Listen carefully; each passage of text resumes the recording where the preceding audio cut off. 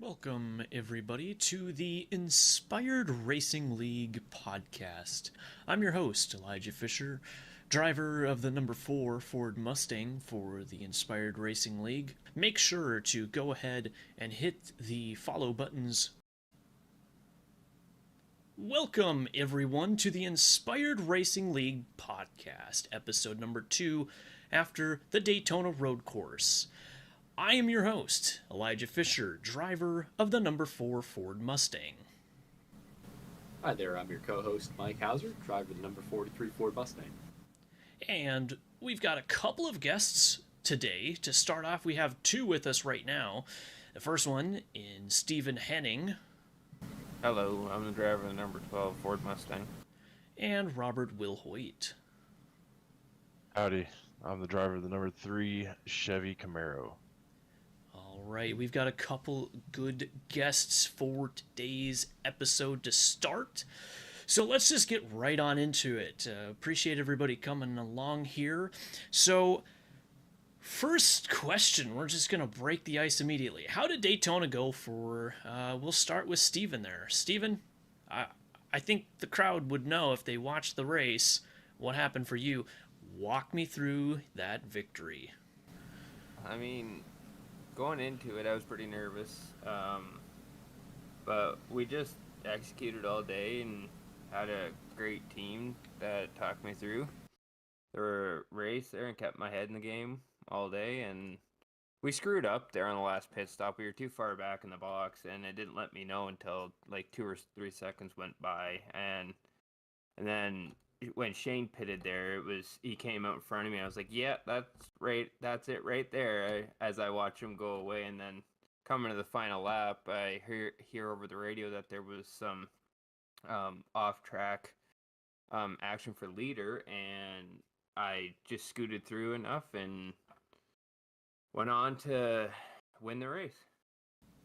Yeah, and funny enough, while you said scooting through here, we've got you on your qualifying lap displayed for those watching the podcast. This track, it was mentioned a couple of times, not many drivers have gone through the NASCAR road portion, which is that final chicane before coming to the start-finish line. If there is a road course that you think that chicane should be at, is it this track, or do you wish we had the GT3, or I guess the Daytona 24 hours circuit? To be honest with you, I like it the way it is, that like the way we raced on, but I wouldn't mind it that it would be like the 24 hours version of the track, because I don't think they have to do that. I think it's just straight shot through. But yeah, like I like it both ways, but I find it's got its quirks, and it's definitely teaches you responsibility on the brakes and just to get through the corner easier and make sure that you can make it out. Yeah, for sure. So, Mike, welcome to the co-host spot. You were actually the one to let Steven Henning know at the time in the Ford channel. I mean, I totally wouldn't know. No, I was in that chat as well, but you let him know that Shane Harr was off track. Walk me through kind of that moment, and I'll have you and kind of Steven piece it along together here. That final lap, and especially the battles that we saw. Oh, yeah, absolutely. Honestly, it was. I feel like every final lap is a blur because I was telling Steve, like, hunker down, keep pushing, keep pushing. I don't even know how I found out, because I think I heard it from maybe even Chris. Like, someone said somebody was off track, and like I was just trying to tell Steve, like, keep pushing, keep pushing. All while I was battling you, and it seemed like every 2 laps we were like nose to tail for some reason. But I don't know. Like, what do you think about that, Steve? Because I don't remember too much from it, unfortunately. But like, what do you remember from that? Yeah, definitely. Yeah, I think it was Chris that said something over the radio, but you were basically the only one I was kind of listening to, except for obviously Elijah and a few others. But you were the main one because you were drilling in my head for the last 5 laps to just tuck her down and keep it going, and we could have a chance at it. We may not, but either way, it'll be still a good finish. But yeah, like it was a blur once I got past Shane, and I knew that I had to keep my head still on because I still had the 2 big chicanes that I had to go through, and that was the big part there where I didn't want to screw it up. Well, our other guest here, Mr. Robert, will give you a chance here to speak. It's been kind of all forward at the moment. It was a great running for us forwards, and I mean I'm very happy for my own P3 finish. Like Mike had said, we were just back and forth all day. But let's take it from your perspective there, Rob. You started 14th, and you were in the mid pack. How was the racing in that area, and how was your own speculation on the race, if you will? Qualifying in the mid pack, qualifying 14th for this being the first road course that I've ever done, was a big success to start off with. The biggest thing I was worried about was going into turn 1, being in the middle of the pack like that. I was kind of anticipating some pile-ups, but everybody got through that all right, and we ended up having a incident where we got taken out in turn 4, I believe it was, and went into the wall and kind of had some damage to our left front. And from there, it was mainly just trying to finish the race. It seemed like everybody was kind of doing what they can to have a clean race, and I know when Shane at the time was the leader, and Mike and yourself and Steven were come by me because you guys were a lot faster. I tried to give you guys as much room as possible, but yet still be competitive. So it was an overall nice experience, better showing than the week before. So I was pretty happy about it. So going back to what you said, this was your first road course race, like is that like ever on iRacing? Correct. So, do you not like road course? I'm guessing you don't like road courses, but would you like just stray away from them if they're running them in the officials, or? No. So when I grew up, a little kind of backstory for this set where my mind is. Um, I grew up in racing USAC midgets, um, running on asphalt and dirt ovals. That's kind of the thing that I've always done. So when I got onto iRacing, that was like pretty much my main focus, was doing what I was comfortable with, which was oval racing and dirt racing. And it wasn't until coming into Inspired Racing League that, hey, there's road courses. And so to prepare for this race, I actually spent almost, I want to say it was like 5, almost 6 days of doing 20 lap runs of just trying to learn the braking zones and the turns and how to position the car. Um, so yeah, it just road racing. I'm not scared of it. I'm just unfamiliar with it. So you mentioned that you, like, say, started with like dirt ovals. Like what cars do you run there? Do you like run midgets, street stocks? Um, I like running on dirt, or especially the dirt. I love running the midgets. I like running the sprint cars. Um, that's kind of my background into the racing scene and all that. And um, so I spend a lot of time in those. And then on the asphalt side, since they done or they didn't have like the midgets and sprints until you work up into the B license. Um, I mainly focused with the street stocks, the legends, um, kind of what I grew up around on the local tracks here in Indiana. So Mhm. And I mean, you said you run dirt.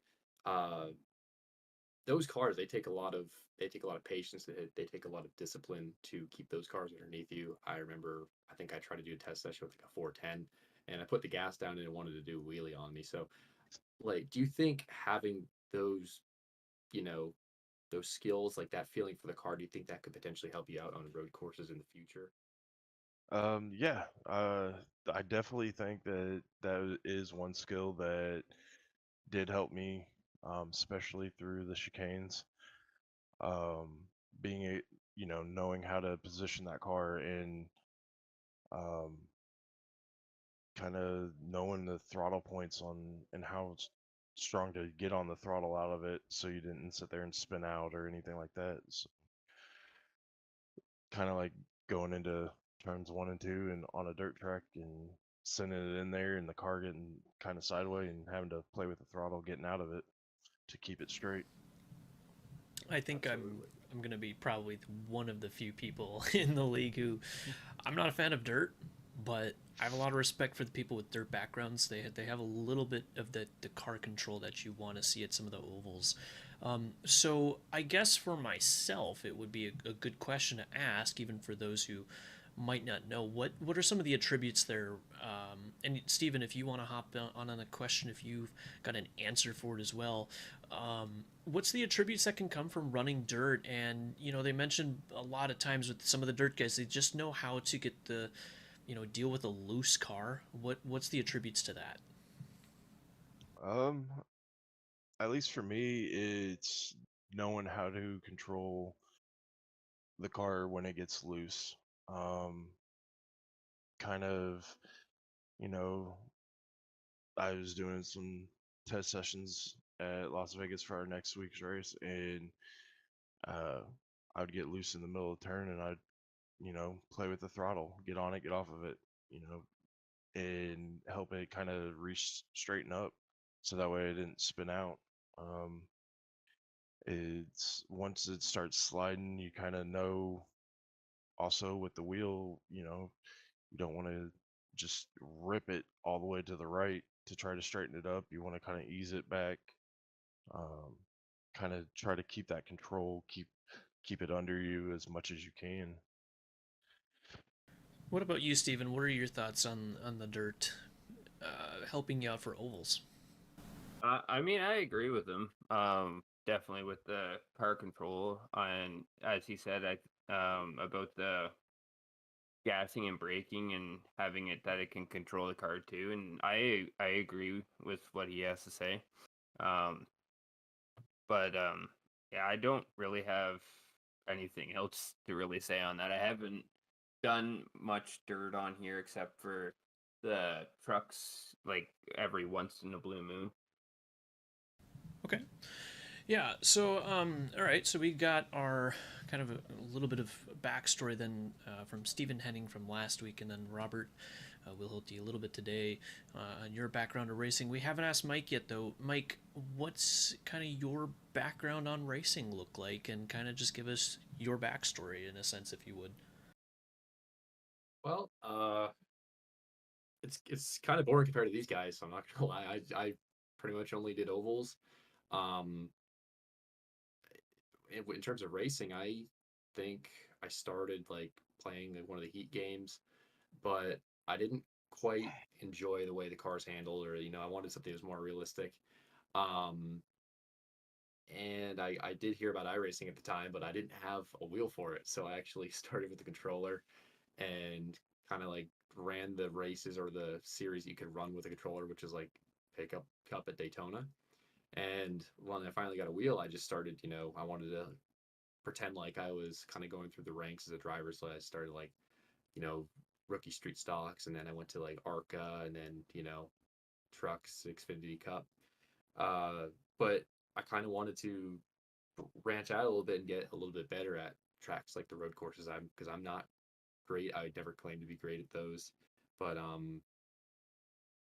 about you, Elijah? Like where did you get your start, and how did you get where you are right now? Well, I started. honestly, playing inside line back in probably 2015.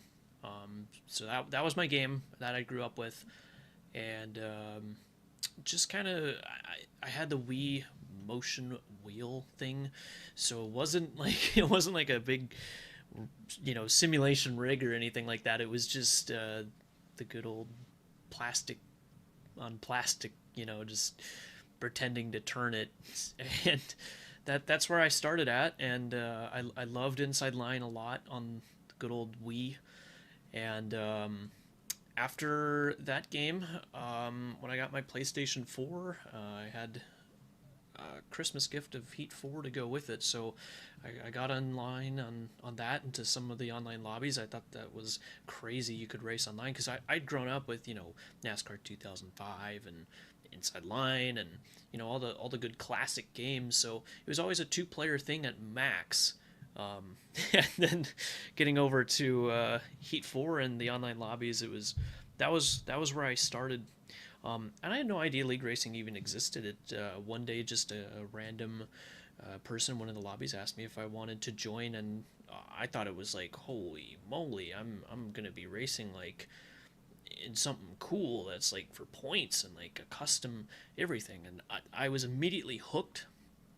And fast forward a couple of years, made my own league over there, and a couple of these drivers that are even in this league today come over from some of the heat leagues that we were on. And honestly, I'm going to be completely honest, I didn't like the idea of iRacing when everyone was talking about it and saying, hey, this is way better and everything. And I was very like, well, I don't want to spend a bunch of money on and everything and something that's probably not going to be all that great. But as soon as I got onto it, I went, I take back everything I might have thrown shade at and said, this is it. And I'm very blessed to have a lot of drivers who are wanting to race and who joined Inspired Racing League. And, we've had 2 races now, 27 and 34, respectfully, for our first 2 points races. So that's where I started. And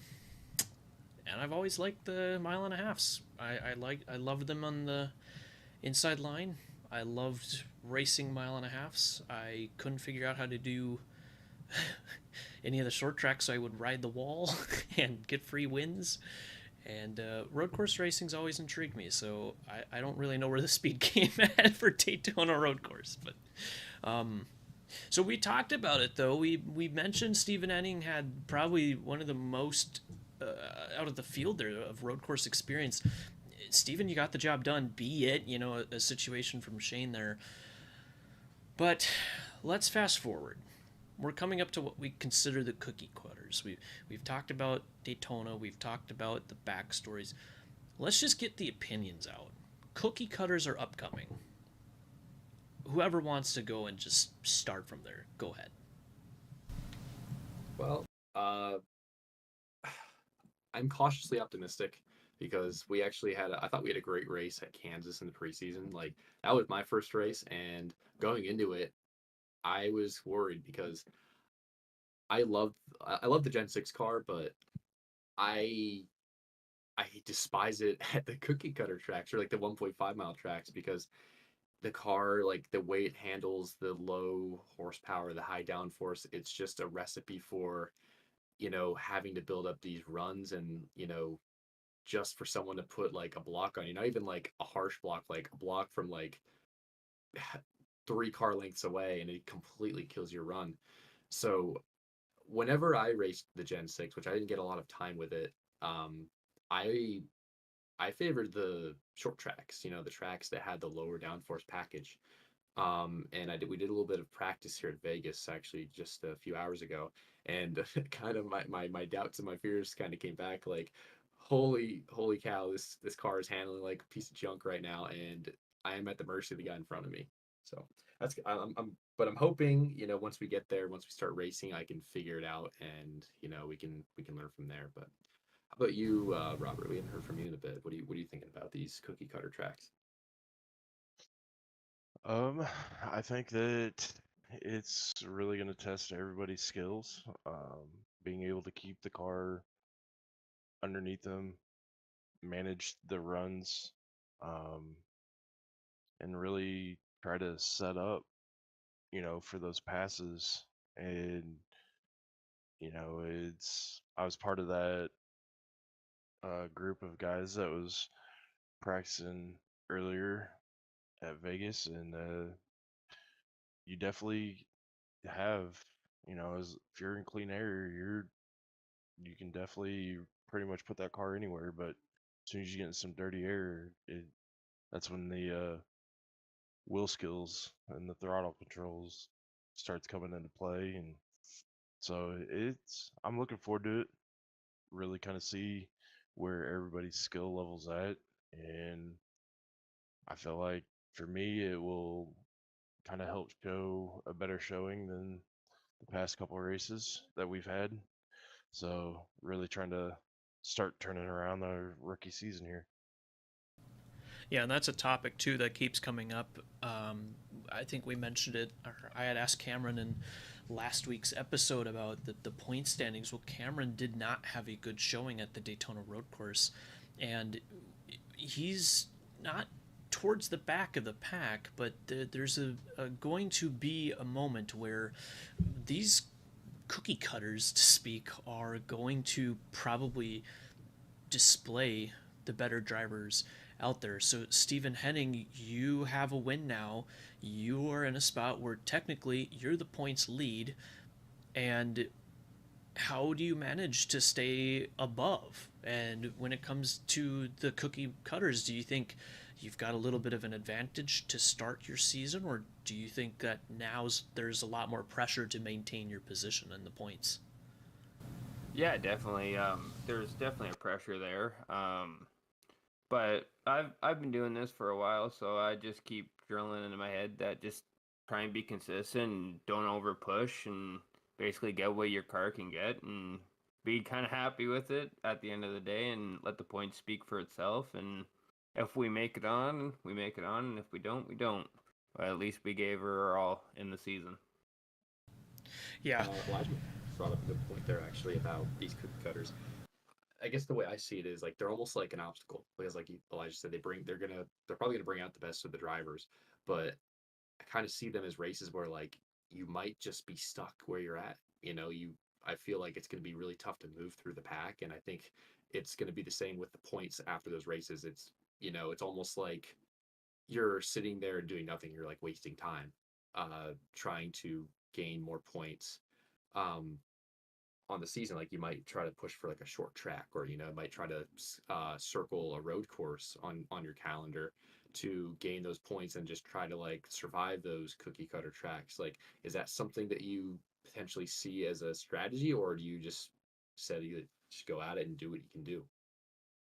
Yeah, definitely have the road courses and the short tracks circled. We've had really good races on both of them throughout my iRacing career. But yeah, just go out there and just try and do the best we can on cookie cutters. And if we have a chance at it, we have a chance at it. If we don't, just kind of try and keep consistent throughout the season and let the points do the well, not the talking, but let the points do their thing, and we'll see how it all works out. Yeah. So, kind of gonna pass this over to you, Rob. When it comes to, I mean, the schedule is upcoming. It's Las Vegas, Auto Club, Legacy, Texas, Sonoma. Do you find that maybe Sonoma, like Mike had said, is going to be where the points can kind of come back and display a little bit, or do you think that Auto Club is going to be different than, I mean, probably how Legacy, Texas, and Las Vegas will go?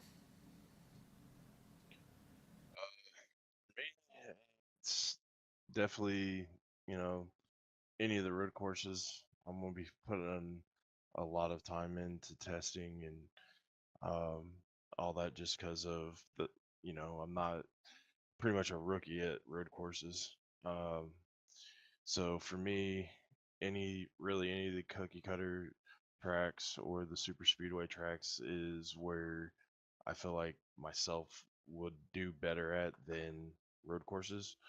Um, so it's just kind of depends on the style that you like, I think.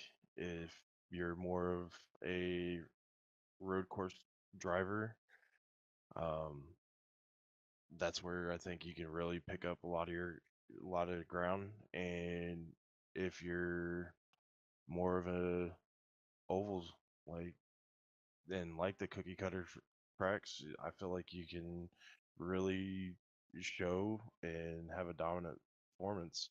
So I know a couple of them kind of drive the same. So it's just eager on where you're gonna put your car and how you'll be able to perform in the pack. Yeah, so this one's gonna go to Mike then. Mike, when when we're talking about the difference on those ovals, right? There's only two super speedway races this year. We've already passed the first one. The second one's the long one. It's 160 laps for a Daytona 400 to lead us into the playoffs, or excuse me, the last race of the regular season. So when you've got that in mind, there's not a lot of that plate racing where some people might think they have the advantage. It's already been in the talks, and this is very under, the microscope yet. There's been talks. There's going to be more plate tracks coming to next season's schedule to help out with that. But we talked, in the background with a lot of people saying, well, these road courses are just not their thing, and now they're looking at that as a great points opportunity. So kind of the same question I asked Rob: is Auto Club, maybe Milwaukee Mile, maybe something wacky out there, maybe a Darlington, are those races going to have to be kind of like that road course? This might be your opportunity. Absolutely, and I wanted to bring that up because you reminded me about Auto Club and even Legacy Texas. I think those tracks that have they give the drivers more options. That's where I think that's also where you're going to see a lot of good drivers come out. Uh, as great as Vegas is, I feel like that track puts you in a bit of a box. Like a lot of the speed is found on the bottom lane. You can't really run the high lane. It kind of needs to be the right conditions for that. Where Auto Club, I feel like no matter what conditions you have, you're gonna have guys running the top, you're gonna have guys running the bottom, and you're gonna have guys in the middle. Um, so I think a track like Auto Club uh, is definitely a great opportunity for some of these guys who, struggle at, other cookie cutters or struggle at road courses to try to position themselves for a better finish or even a win. And I might even add Legacy Texas to that conversation. The only reason why is because it is a cookie cutter and it is more like a single groove, kind of like Las Vegas. But I think from the standpoint of like the track surface, I think it's a bit more slick and you might see a bit more tire wear at Legacy Texas to the point where the cars might start to become a little bit more free into the run. So I think even a track like Legacy Texas could pose or bring in um, some different racing techniques and even different drivers, comers and goers. Uh, whereas Las Vegas, I feel like with the conditions at nighttime, you're going to have a lot of, you're not going to have as much passing, I don't think. Okay. Well, if anyone has any more comments about racing, we'll probably save them here for the next time they can be on the show. We're going to get close to wrapping it up here, but we've got one final question, and this is a trend we started. Steven already had to answer this question, so Steven, the question was about the food and the drink and then the snack in the car. I know Mike and Rob are probably going, what in the heck? But Steven had some good answers last week, so we're going to keep it going. So we'll toss it right away to you, Rob. The question we asked Steven last week and the other guys on the podcast was, what's your favorite food? What is your favorite drink? And if you have to have a snack in the car, what's it going to be? See, favorite food, I would have to say I get it every time I go to Buffalo Wild Wings, and it's the cheese curds. I am a huge cheese curd guy. Um, Favorite drink, I would have to say, would be the Pepsi Zero. Um, just love, I don't know why, but I love them. And then a snack in the car, I would have to say, honestly, most of the times I have a few chocolate chip cookies sitting here to snack on when I can, Well, in case I need them. So, I mean, hey, we talked about cookie cutters. Do you think you could be the cookie cutter master? hey, I don't know. We'll see. So hopefully we can put some good showings on these tracks coming up. Yeah, absolutely. Well, Rob, Steven, I appreciate you two for hanging out tonight and doing the podcast with us. No problem. Thanks for having me. Yeah, Yep, absolutely. thanks for having us. Yeah. So me and Mike are going to stay on the air for just a couple moments before we bring on our next two.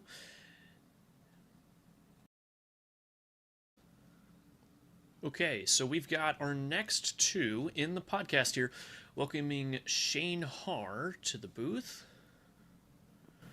Hey everyone, Shane Harr here, driver of the number 21 Toyota Camry. And then we've got Aaron Stanton. What's up, guys? Driver of the number 27 Chevy Camaro. All right. Well, Shane, it was a dominating race for you. Aaron, it seemed like you were definitely a top 5 contender all throughout the race. We'll start with Shane here. You had the most laps led, and this is back-to-back weeks now. You got that extra point in the point standing sheet. Tell me, how are you doing it? I guess a lot of luck. We had quite a bit of luck at Daytona there until the end, where we ended up spinning and losing the race. Well, you mentioned the spin. I think this was the topic here. This is where the podcast highlight's going to come out. So, no interview after the race. Matthew Gall said it on the broadcast. He goes, I don't really blame Shane, but now we put you in the spot. We've got you locked in here in the booth. You want to kind of share your thoughts on what happened there between you and the 84? Yeah, in the last lap, I had at least 7.5 second lead, and really I should have just took it easy, just made my way around the track and won, but I like to push it, so I went into turn 3 there, ended up missing it, locking up the brakes, and going off track into the grass. On my way back on, there was another car coming. Sadly, I didn't see him. He didn't really have time to react, and we came together. Ended up, kind of spinning, sliding more off of his nose more than anything. But by that time, second place had already caught us, and he ended up driving away. Yeah, and so Mike actually, I think, kind of did something similar in the race to what had happened with you. Obviously, he didn't go too far off in the grass. So, Mike, you were also kind of in Shane's shoes earlier in the race. Is that just a tough spot on the track? It really is. At least when I was practicing, I thought the infield was definitely one of the trickier parts for me, especially going into the race and going in without that experience of being on the track with the other cars. It's just one of those zones where, like, if you don't hit your marks, like, decently, and you try to, like, you shift at the wrong time, what happened to me is I ended up wheel hopping really bad when I was behind you that one time, and I just ended up, like, going off the track. I didn't want to run into you, so I just tried to, like, keep it off to the side. Is that something that happened to you, Shane? It's like a little wheel hop, a little brake lockup? What happened there? Yeah, it was right front lockup. I just got in a little too hot trying to, I was struggling there all race, honestly. So if there was one corner that I was struggling, it was that one, and it just happened to bite me at the end. Absolutely. And this is also another difficult topic to bring up, and I know we kind of joke about it sometimes with, where we have Shane, who, leads all the laps, is the fastest, and then, something at the end just takes him out of it. I don't want to go and call you a choke artist because I don't like that term. I don't think there's. Well, it's a bad term. It's not a good term. It's a bad term. I think you're just a driver who how good you are, and sometimes you lose sight of it. Like it's the final lap, and like you kind of just everything kind of just gets cloudy, and and the next thing you know, you're doing something you never thought you'd do. Is that something you struggle with? Like, do you sometimes lose sight of like, hey, I just got to keep the car underneath me. I just got to get through these corners, or does it all kind of just go blurry for you? Because I feel like sometimes for me, especially when I'm in a really intense situation like that, and I gotta just do what I need to do, and I end up doing the opposite. Like, what are your thoughts on that? No, you're exactly right. I kind of have the same where I tend to just kind of go blurry for that 3 minutes where it happened. I had to look back at the replay just to know what happened from turn 1 all the way up to that, because I really honestly couldn't remember. Is that like added pressure, maybe final lap, trying to get the job done? It was, I think that was a lot of it. Like I said, I should have just really backed it down, but I felt if I'd have done that, then you make a mistake of under driving, and that leads to issues too. So we learn, and we hope we do better next time. Yeah, that learning curve is really big. So let's get Aaron here now. Aaron, it seemed like you had a really good car right off the bat with the qualifying. You showed us a lot of speed, and then it seemed to just slowly go away. A couple moments ago, we did show your car kind of go off. You had to reverse in turn 1 to get back on the track. Was that really the only mistake that you made all day, or were there a couple of other ones? I had a couple mistakes in turn 1. That seemed to be my trouble spot. It's just super hard for me to understand the braking zone there because there's like no markers on the track, and it's hard to figure out like where exactly you need to start braking. That's like always been my like trouble spot. Yeah, definitely. So another one too, I guess something that a lot of people might have had the pressure on you in a sense was everyone's been saying it from the driver standpoint, and even some of the fans have mentioned Aaron Stanton's going to be probably one of the 2 or 3 guys who everyone is trying to beat weekly. And that's no offense to everybody else saying they can't, but we have seen your talent out there from other areas outside of Inspired Racing League. But walk us through what got you to this point where you are probably the contender people want to beat week in and week out. What's your background of racing like to help support that? Just I grew up, believe it or not, racing dirt bikes. So I don't know if that helps me any. Probably not. But in iRacing, just lots and lots of practice, man. I would just sit here for hours, listen to music, and just run laps on a track if I was bad at it and stuff like that. Just I don't know. I'm weird. Now, Aaron, I at least the way I see it, I see you as a very aggressive driver. Like, how did you pick that up, like that aggressive driving style? Because that's not a bad thing by any means, because you're able to get it done. You blew my doors off that first turn at the Daytona Road Course, and it threw me off guard there. So, where do you think you picked up that driving style? Me and Shane has actually talked about my driving style before.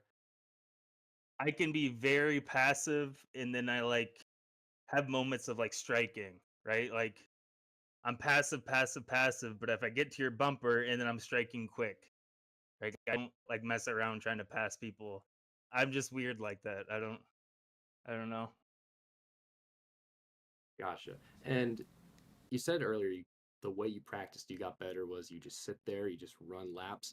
How how did that make you better? Like, what did you practice? Is there anything you adjusted?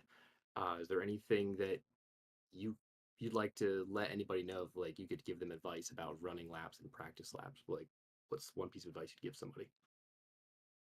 It's not always about the fastest lap. It's always about just staying smooth and consistent. Like consistent lap times is what I feel like people really need to understand. And this goes to like what I just said earlier. Like you can be faster than the dude ahead of you just by being like more consistent.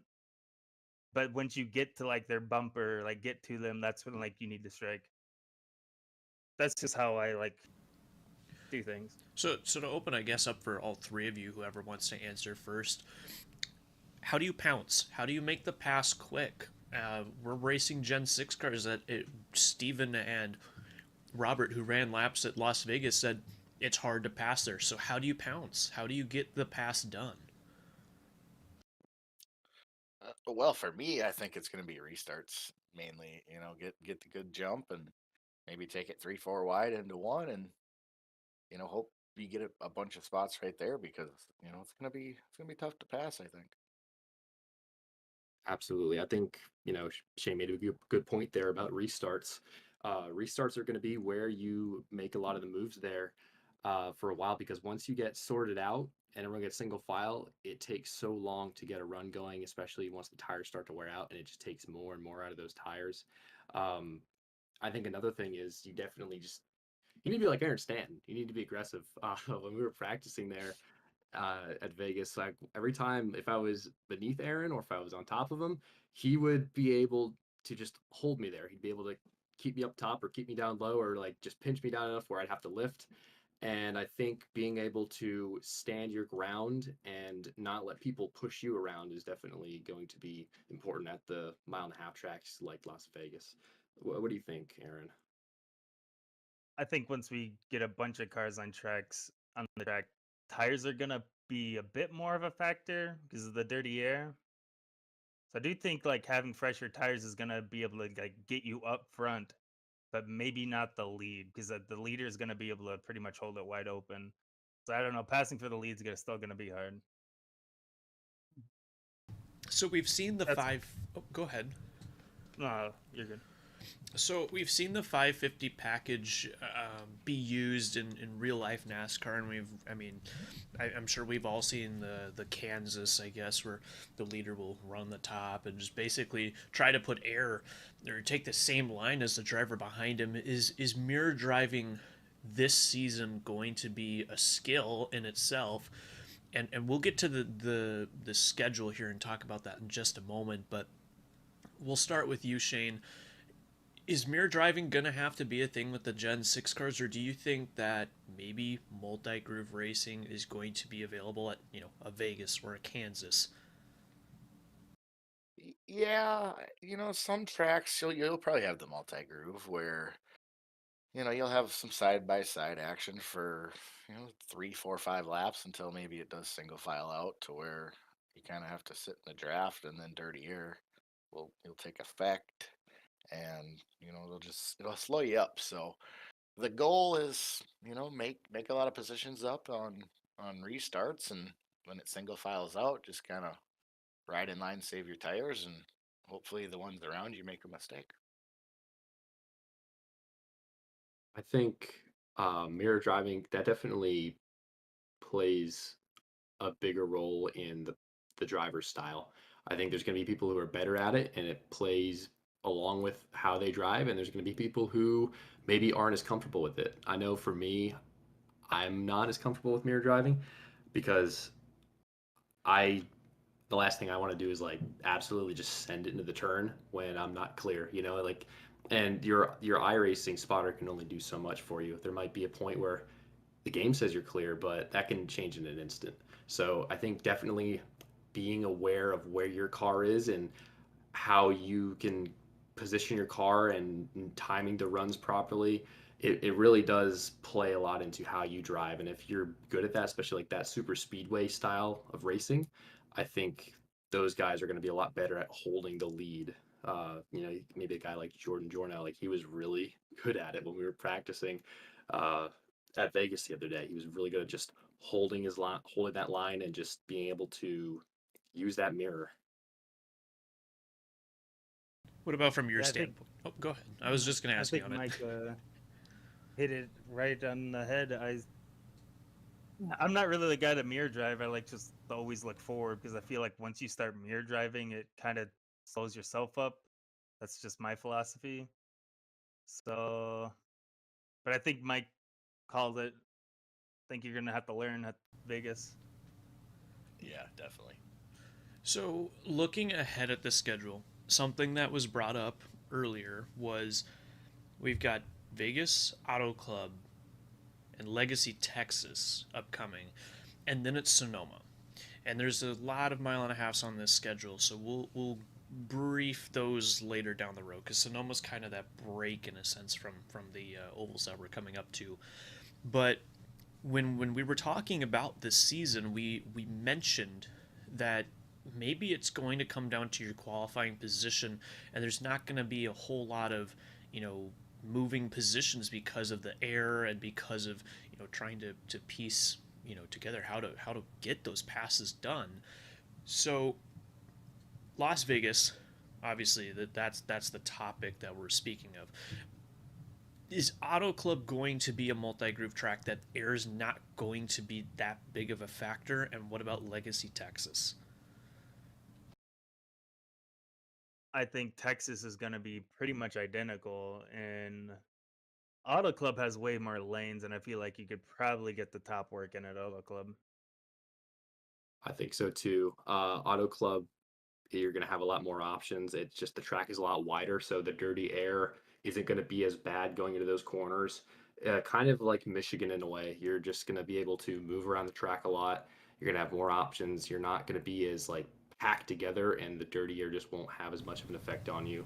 Where I think Aaron's also right about Texas. It's a bit similar to Las Vegas, and I think just by the nature of its groove, it'll probably be a bit more like Vegas, but I think the surface could also play a role in it. It might be a bit slicker. That might help create more passing opportunities, but I think we have to see when we get there, depending on the track conditions. What do you think about that, Shane?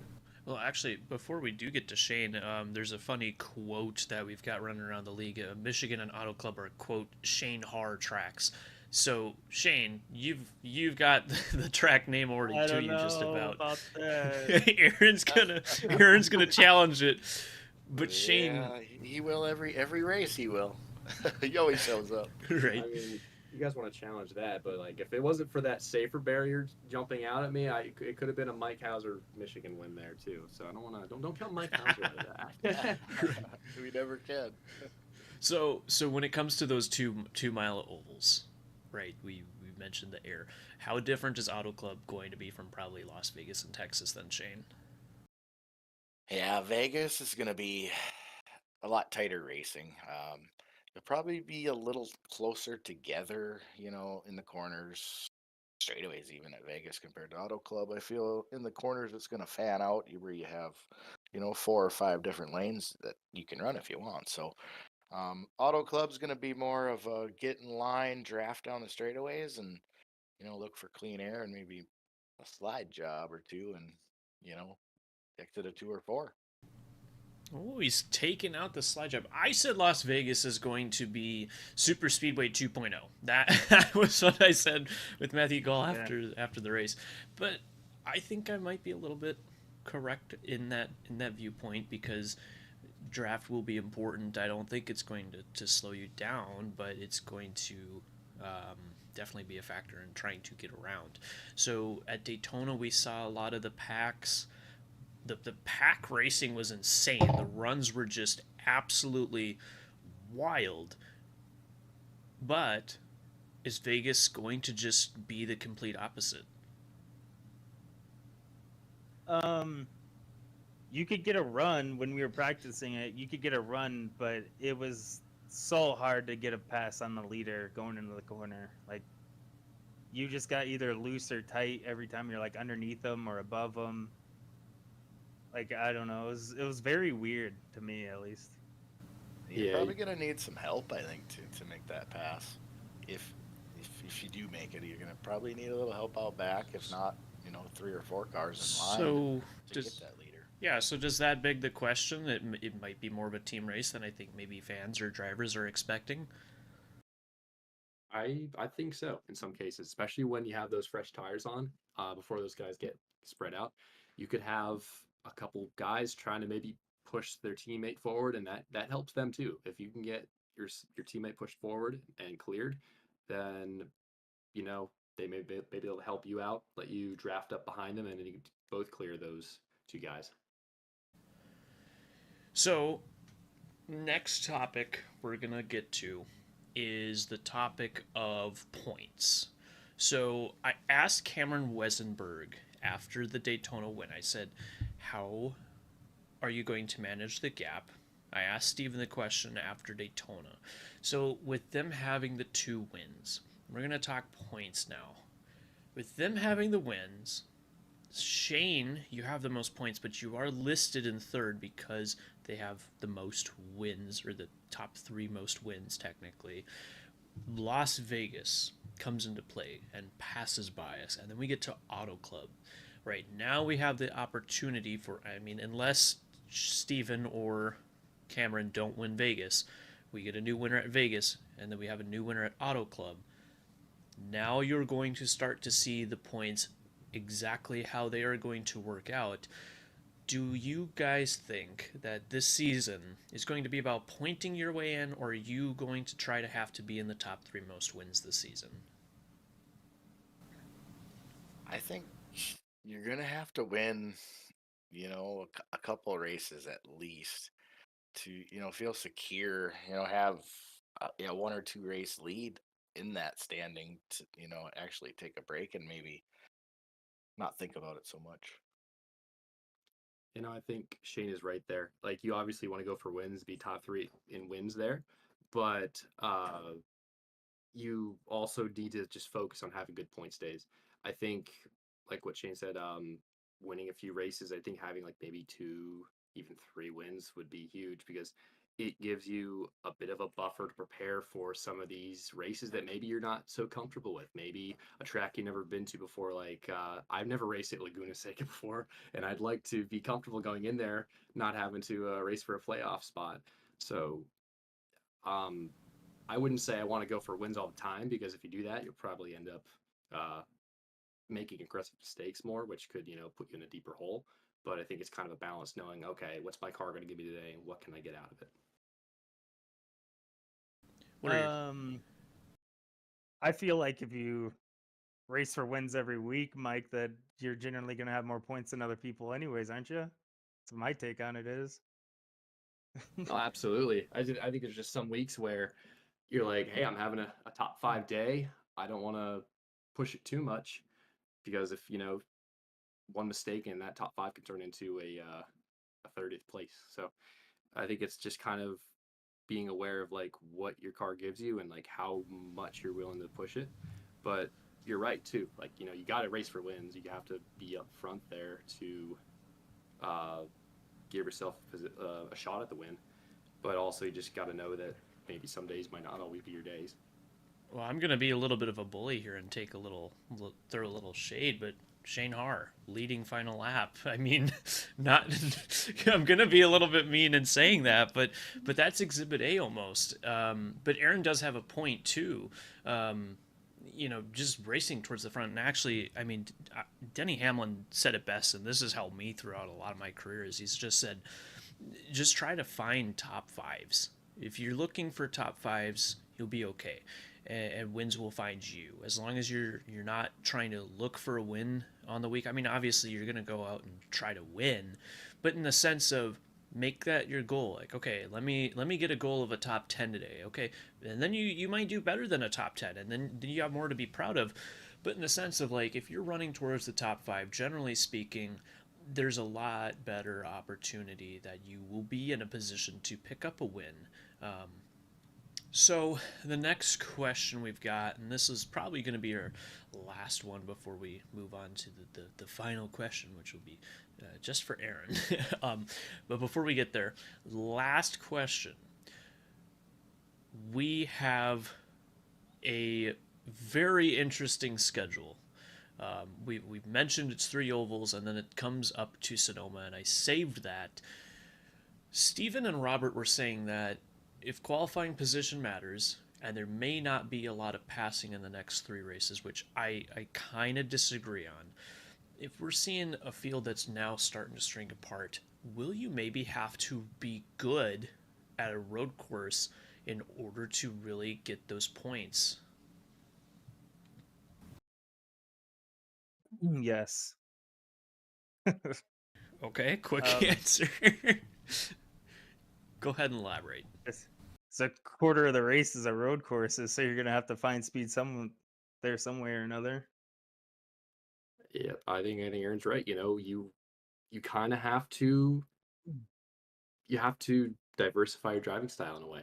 Um, when you have that many road courses, you don't need to be a road course ringer, but I'd say just having a better understanding of it and being comfortable running those races and just trying to get as many points out of it, especially if you know it's a weakness, is going to be really important. Because I went into the season like I don't, I'm not very good at road courses, but I felt a lot better after the Daytona Road Course, saying, okay, I can race in the top 5, top 10 with these guys. I just need to keep working at it here, and I'll be in a good spot for these road courses. I don't need to worry about being like, a moving roadblock. Not that anybody was, but you don't need to worry about that, and you could focus more on I need like where you can push and where you can be better. So I think definitely knowing that you have the speed to run with those fast guys, you can focus more on, being fast and not being in the way. What is your take on this, Shane? Yeah, you're gonna have to, take a step back and, change your driving style. It's gonna be tough for some guys to try and, if they're up in the points and they have these road courses coming up where they struggle, that's a lot of pressure on them. So, that's when it leads to mistakes, and mistakes lead to DNFs. So, that can, multiply your problems you have in a couple of weeks, really, with just that one road course. Yeah, and we're so early in the season. I mean, myself, and Aaron, we wrecked out essentially with Daytona, and we were both top 5 drivers at the Daytona Road Course, and neither one of us is even, looking remotely into the playoffs at the moment. We're still sitting outside, and that may even take another race or 2 before we can start to look at it. But that goes for the reverse as well. Cameron Wesenberg, he did not have a good day at Daytona Road Course, and yeah, he had the win, but those points dropped quite a bit, and that advantage and in the points gap itself, that went way down. So let's wrap it up then, unless anyone has any topics they want to bring up real quick. Doesn't seem so. All good. So we've been asking drivers. We're going to just completely change it up here off of racing because, whatever. Well, it's sort of a racing question. Shane answered this in last week's episode. We've got it from everybody else. But Aaron, it's going to go out to you. And I guess I'll answer mine as well because I didn't answer asking everybody else the questions where I get to ask myself the same thing. But Aaron, what is your favorite snack? What's the favorite drink? And if you have to have a snack when you're in the car, what's it going to be? I feel like my favorite snack is some sort of jerky. I don't know. And it's hard. Probably iced tea is going to be my favorite drink. Okay. I don't know. I'm a simple man. That's okay. What about like a favorite food, though? Favorite food? Probably some sort of Asian food, like some orange chicken or something. I just had orange chicken before the podcast, actually. Oh, man. Oh, honestly, I don't know about favorite drink. There's so many good options, like a Dr. Pepper, a Pepsi. Those are Your barbecue water? Yeah. Otherwise, I mean, Body Armor is good. I try to get Body Armors if I can, or something with electrolytes for races. But if I'm gonna have something to eat in the car, honestly, just chips. Sun chips or Doritos have just always been my go-tos. Favorite food, pasta. I mean, if anybody set me a plate of chicken parmesan or Even just like some sort of Italian pasta, like a good Alfredo, something with a red sauce, maybe actually. Marinara sauce is like, and I forget, you said you're in Michigan, right? Okay. Yeah. Is Detroit style pizza your go-to pizza? Dude, I've been to Detroit once in my life, believe it or not. So. Okay. I live on the complete opposite side of Michigan. Okay, fair enough. Fair enough. What about you, Mike? You're in Philly, or not Philly, but Pennsylvania. Same thing, right? Yeah, pretty much. What's your pizza then? Because you're kind of in the middle ground between the New York or Chicago, Detroit. Like, what's your pick? This is gonna sound sacrilegious, but I actually don't like pizza. Mike's no longer co-hosting. I know it's a hot take. It's not like I don't bash people for liking pizza. I'm just weird. So, I'm probably like the pickiest eater known to man. I hate it because I've tried to like work on that with myself, but like every time, like, no. I don't know. Go ahead. I'm never like, if you have any like, if anyone ever has any like strange food opinions, like I am like the last guy that can judge anybody based on their taste in food. So I have like a gluten addiction. I love bread, so anything with bread is, I don't know, I'm weird. I like bread too. Don't get me wrong. A good sourdough grilled cheese. Ooh. Yeah, We're talking good. See. What about Elijah you, knows. Shane? What about you, Shane? Pizza. What's the pizza style you like? You know, probably New York, honestly. Okay. I don't know. I've been over there a couple of times, and they're huge. So what's not to love, right? Right. I like my pizza with marinara. That's why I brought up pizza and marinara sauce, because I just like the two as a combo. No, Shane, you strike me as the type of person to have like the like 5 meat pizza or whatever, and just load it up with every steak, Canadian bacon, pepperoni, put on everything. You know, I'm actually a pretty simple man. I'm a Canadian bacon fan. Pineapple or no? No pineapple. Oh, Pineapple is made by itself. That's the way it should stay. No. Shane's not getting the invite to the podcast now either. You know, maybe if it was cold, I could do it, but warm pineapple just. Oh no, that's the point though. You put the Hawaiian pizza in the fridge, let it sit overnight, and then the next day, mwah. Now we're talking. There we go. What about barbecue chicken pizza? That's pretty decent, actually. Sounds good. It's weirdly amazing. That does sound good. What about you, Mike? What? Okay, you don't like pizza, so what's the pizza, I guess? Because everybody in America raves about burgers and pizza. So, what's your go-to then for like your pizza night? My go-to, let's say we're going to a restaurant. They have chicken tenders on the menu. I'm getting chicken tenders. Oh, no. Yeah, I'm one of those guys. I will say, as a picky eater, I will never be the guy that forces us to go to another restaurant. If I can find something, I will try my best to find something I like to eat at a restaurant. If I don't, that's on me. I will never be the guy to be like, we can't eat here because I don't like anything. I can't do that. So I'm a chicken tender fan, and my friends always bust my balls about it. Like, we'll go to eat somewhere, like, oh, let me guess, Mike, you're getting a Mountain Dew and a chicken tender platter, and they're always right. A Mountain Dew. So, You'd be the type of guy that would like sneak in a grilled cheese. Right. Absolutely, dude. That's like my second favorite food. I love grilled cheese. I can make a mean grilled cheese. It is like one of my favorites. It's just so easy to make, you know. And I used to pack it for lunch all the time as a kid. Like, I didn't like the school lunch, so I just make my own lunch and bring it in. You guys might find it weird, but my family has always done grilled cheese with either strawberry or grape jam. And that's weird. It's so good though. That's weird. It's so good. And anybody watching should try it because it's good. Again. Mike's going over there like, "Oh no." I don't know. I don't know about that, man. My family always makes their own homemade jam and jelly. Apricot is a The- good jam. The best is crabapple. Ooh. It Okay. tastes like It's peach it tastes candy. like Skittles or something. Like it tastes like a sour candy. It's so good. Okay. You taste the rainbow when you have the apricot jam. All right. All right. Well, that's the crowd we're with.